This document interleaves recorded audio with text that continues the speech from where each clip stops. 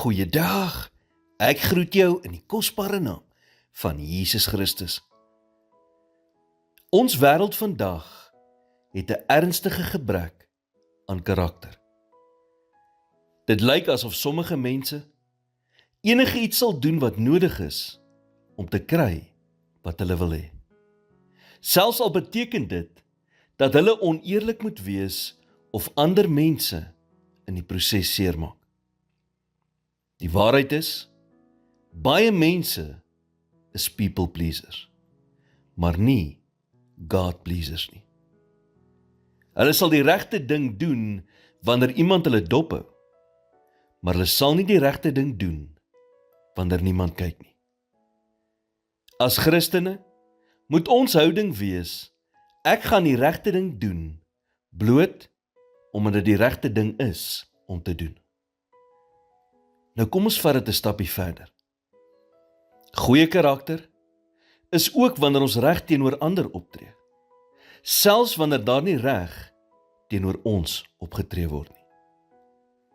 Byvoorbeeld, vra jouself af, sal ek iemand op die regte manier behandel wat my nie reg behandel nie?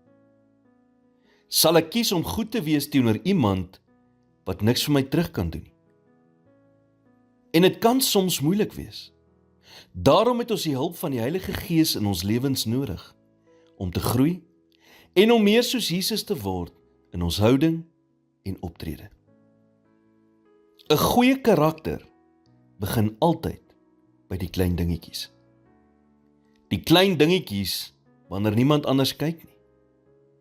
Hierdie klein dingetjies is die toetsgrond vir ons karakter en is geweldig belangrik.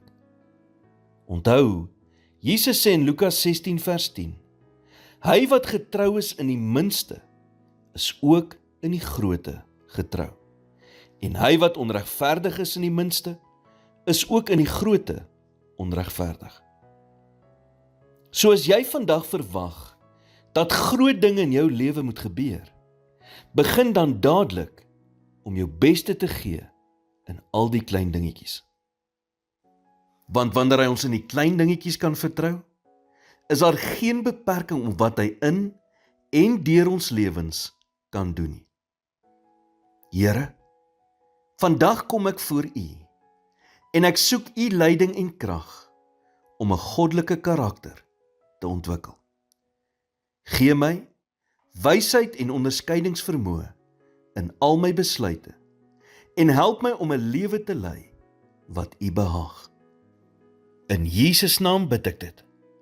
Amen.